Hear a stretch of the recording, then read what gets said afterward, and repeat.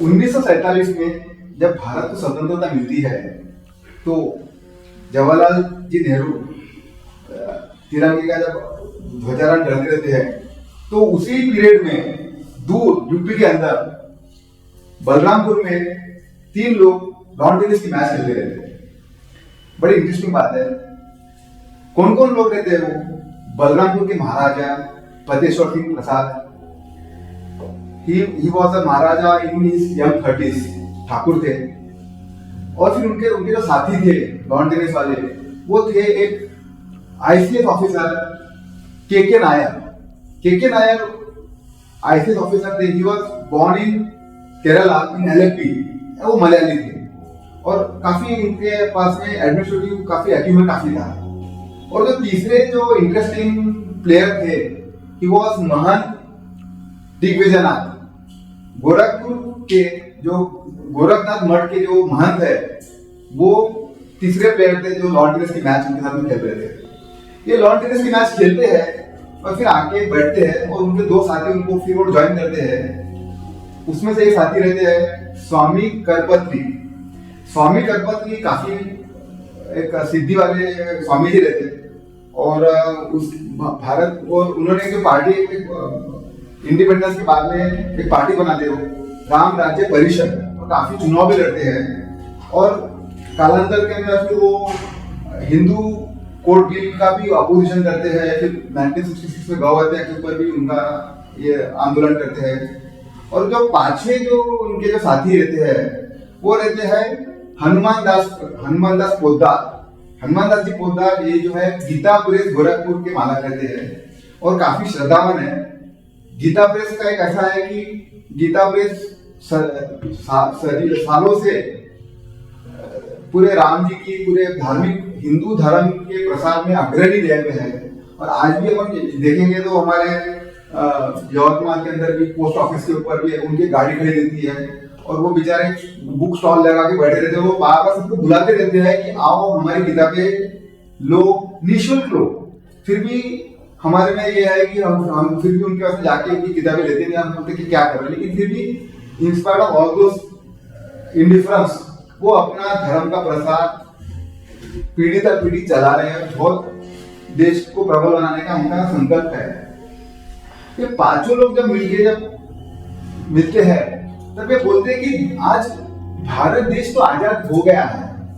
आज हमारे जो 3 मंदिर है, काशी हो गया, मथुरा हो गया, अयोध्या हो गया, सालों से हमारे जो देवी देवता है उन्हें उनका राइटफुल उनका स्थान उन्हें प्राप्त नहीं हुआ है। तो अब भारत को तो आजाद कर दिया हम लोगों ने हमारे श्रद्धा से।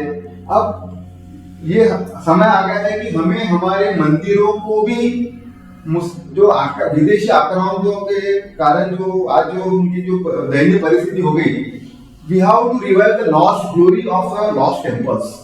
तो ये उन्होंने खंड जाता है कि आज इसके ऊपर कुछ कार्रवाई नहीं हो रही है तो हमें इसमें एक अग्रणी भूमिका निभाना पड़ेगा। तो खैर ठीक है, ये बात हो गई, आइडियलिस्टिक बात थी। अब ये होता है कि जो के नायर जो थे वो गोंडा के कलेक्टर थे 1946-47 में। अब डिवाइन इंटरवेंशन बोलो, दैविक योग बोलो, 1949 में जुलाई महीने में उनका तबादला फैजाबाद हो जाता है। अब एकदम उन्हें वो बात याद रहती है अपने साथियों की कि भविष्य में अगर हमें मौका मिला तो हमें हमारे धार्मिक स्थलों की मुक्ति का संग्राम में हमें अग्रणी भूमिका निभाना पड़ेगा। फिर के नायर फैजाबाद का चार्ज लेते हैं। अब चार्ज लेने के बाद में वो निष्ठावान रामभक्त रहते हो। अब वो देखते रहते कि मैं मेरे जन्मभूमि का उद्धार कैसे करूं, कैसे मैं ये जो बाबरी ढांचा है इसे कैसे मैं इसे आक्रामक से मुक्त करूं। फिर वो संपर्क में आते हैं। वो धीरे धीरे अपना जैसे देखते रहते हैं, वो की स्टडी करते रहते हैं। He was a man of excellent absolute brilliance. वो देखते रहते हैं कि मेरे को इसमें सहयोग देने में मेरे को कौन कौन साथ दे सकता है। तो फिर उनकी मुलाकात होती है अयोध्या के जो आपके जो सिविल जज है उनका नाम रहता है गुरुदत्त सिंह, राजपूत रहते। और उसी इसमें जो रहते एक Babu Priyadatt Ram, he was the chairman of Faizabad municipal board. ये तीनों लोग मिलते हैं और फिर ये सब ब्यूरोक्रेट्स रहते हैं। और फिर उनका जो संपर्क है फैजाबाद में, जो उस भारत जब आजाद हुआ था तब हिंदू महासभा का काफी वर्चस्व था। तो उस टाइम पे जो यूपी के जो हिंदू महासभा के जो प्रेसिडेंट थे वो तो इनके दो दोस्त थे, महंत दिग्विजयनाथ गोरखपुर के, वो थे। फैजाबाद के जो प्रेसिडेंट थे, जो अध्यक्ष थे हिंदू महासभा के, वो थे महंत रामचंद्र दास, और उनके जो सचिव थे वो थे गोपाल दास विशारद। ये सब लोग मिलते हैं, इनके अंदर काफी इनके अंदर ये मुलाकातें होती है, आपस में चर्चा करते हैं, खान जताते हैं कि देखो आज हमारे वो ढांचा खड़ा है, वहां पे एक दीवार खड़ी गई है ब्रिटिशरों ने, हमारे हिंदू भाइयों को रोका जा रहा है रामलला के दर्शन के लिए, तो क्या निवारण कर सकते हैं। फिर एक ऐसा होता है कि इसके बाद में समय बीतता है और फिर 4-5 महीने के बाद में 22 दिसंबर की रात को एक एकदम अलौकिक घटना घटती है। 22 दिसंबर की रात को जब कांस्टेबल बरकत अली रात को जब 2 बजे जब ढांचे में जाते हैं, तब एकदम उन्हें एक तेज रोशनी का आभास होता है, और वो तेज रोशनी के इसके अंदर आके इन्फ्लुएंस में आके वो बेशुद्ध हो जाते हैं। ही बिकम्स अनकॉन्शियस। रात को 2 बजे की बात है।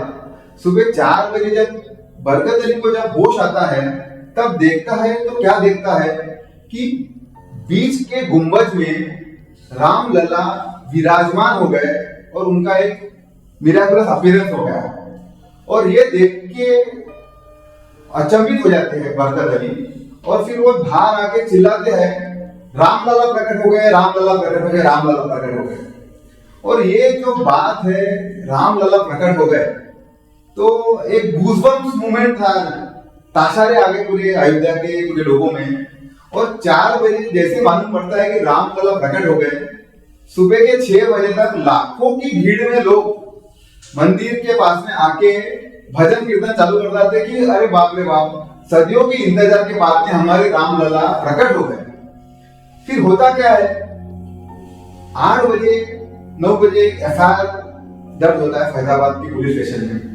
वो एफआईआर ऐसा बोलता है कि रात को 10 बजे एक साधु रहते हैं अभिराम दास एक नागा साधु रहते हैं। वो निर्वाणी सेट के साधु रहते हैं, काफी हट्टे कट्टे 6 फुट के ऊंचे करके, और काफी दमदार व्यक्तिमत्व रहते हैं।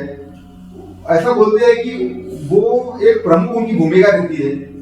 वो आते हैं मस्जिद में छलांग लगाते हैं, रामलला की मूर्ति लेके वो रामलला की मूर्ति को वहां पे स्थापित करते हैं। और उनका सहयोग देने के लिए जो अभी मैंने आपको बताया कि हिंदू महासभा के जो अध्यक्ष फैजाबाद शहर के रामचंद्र दास रहते, साथ में उनके तीसरे रहते हैं उनके धर्मदास रहते हैं, और चौथे रहते हैं Hanuman Das ji Poddar.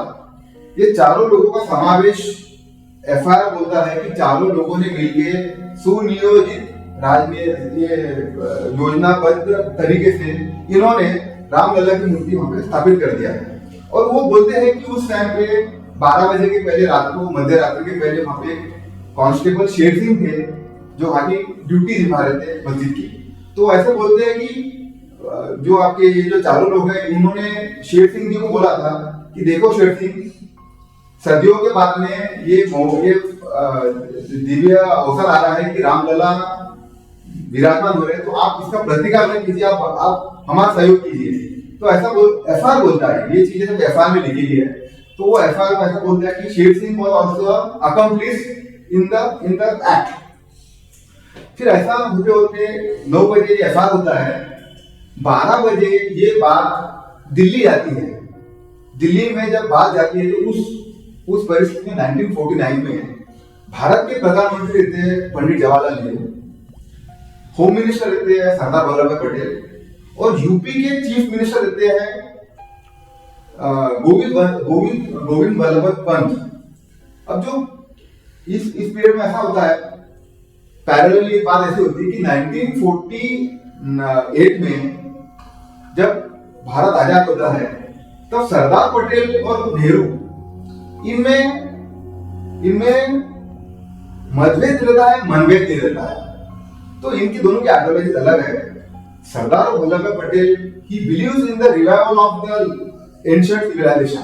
He wanted to revive the civilization. उनको एक रिनाissance आना था. जबकि नेहरू का मत उनसे थोड़ा सा अलग था.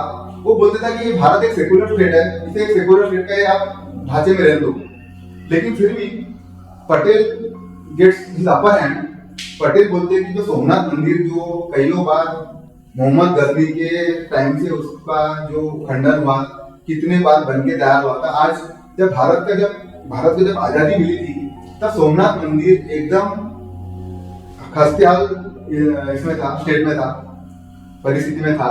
उसका जीर्णोद्धार करना बहुत जरूरी था. उसका जीर्णोद्धार से एक मैसेज जाता था कि ये we are reviving the lost civilisation. Gandhi ji की भी चर्चा करते, जब गांधी जी की हत्या के पहले उनसे भी चर्चा करते, तो गांधी जी का एक मत था कि हाँ, इसका जीर्णोद्धार होना चाहिए, लेकिन इसमें गवर्नमेंट की राशि नहीं रहना चाहिए, पूरी पब्लिक की राशि से एक मंदिर बनना चाहिए. तो फिर नेहरू जी की समझ नहीं रहती, लेकिन फिर भी गांधी जी और पटेल मिलकर फिर उसका जीर्णोद्धार करते हैं. और उसके लिए वो सरदार पटेल के मुंशी को उसके लिए नियुक्त करते हैं प्रोजेक्ट के लिए. तो ऑलरेडी सोमनाथ मंदिर का मसला चलते रहता है, और उसके मसले के अंदर अयोध्या का मसला आ जाता है.